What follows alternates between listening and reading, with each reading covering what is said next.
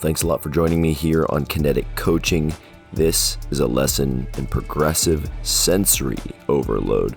So in traditional strength conditioning, we have the progressive overload principle, which is to say that over time we're going to add various loads, and that's going to come in the form of resistance in free weights, in resistance bands, things of that nature, increasing the amount of time under tension, the duration of an exercise for metabolic training, all that kind of stuff. But here we have progressive sensory overload, which is also including some levels of auditory as well as visual sensory overload. So what's really kind of hard to extrapolate here is that I'm picking different visual targets to direct my eyes towards in different directions. So vertical, horizontal, down below, left, right, picking different visual targets to look at. And I notice that when I'm looking in certain directions, when I'm on my right foot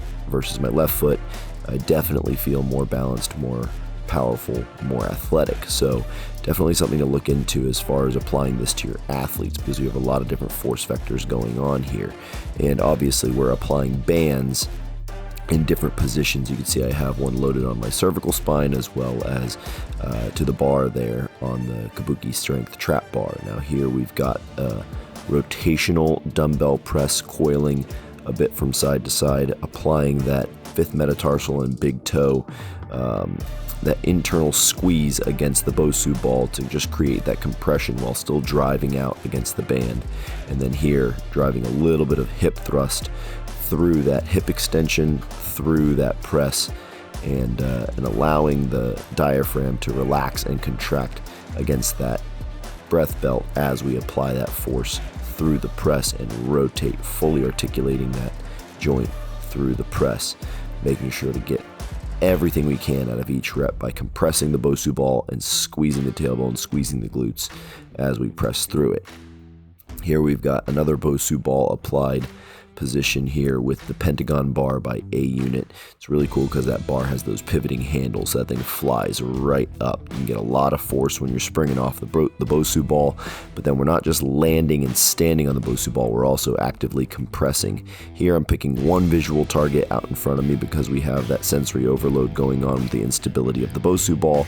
And then you can see here I'm dropping into that reverse lunge, coiling down, and then using that locomotive forward horizontal vector to work against as I drive up from the coil into that vertical press again. It takes a lot of power, a lot of control to get up into that position, especially because I intentionally deflated the Bosu ball to allow for even more instability, especially when loading that big toe and fifth metatarsal point, and just coming up out of that position, loading down to stay stable and under control.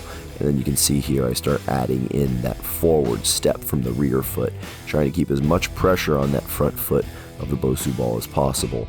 It takes a tremendous amount of effort to manage all of these variables while you're doing the exercise. So here we have the Inertia Wave. Again, still have the breath belt on. We've got now a hip circle above the knees, and now we're working with the sand dune stepper as our instability. And those inertia waves are just nasty. They require constant time under tension, constant control through the posterior chain. And obviously you can see that we're alternating sides. If you have a non-dominant shoulder issue or any kind of injury, you're going to have some problems here keeping that thing under control. Obviously our heart rate's getting up. We have a decent amount of duration on that exercise, and it takes a lot of effort to keep it under control the entire time. Here we've got the Wek Method 12-ounce pro pulsers held into my boxing gloves, which is a feat in and of itself. It's not easy to keep those things in that position without over gripping and creating too much tension in my fists. And we're hitting the aqua training bag, which is feedback driven on its own. There's a lot of ability to press into the aqua training bag as you punch and make contact. And then we have the power sensor up top here. You can't see that we're running it, but I'm running it from the phone, so you can see how much power I'm getting with each punch. But you can use those Wek Method pro pulsers to get a lot of auditory feedback. Thanks a lot for watching. We'll see you next time. Live kinetically.